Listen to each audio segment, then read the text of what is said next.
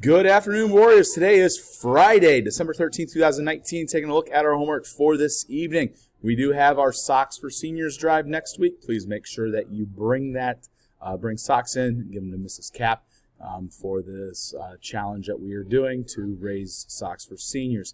In science and social studies, there is no homework. In language arts, we need to bring our sharpened colored pencils on Monday as we're going over the persuasive letter. You need to make sure that you have red, orange, yellow, green, blue, and violet or purple.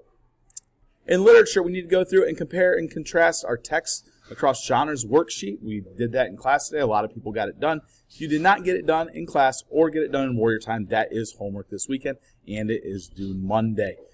We also need to make sure that we bring headphones to CNL and FCS so we can work on Everfi if you want to improve your grade.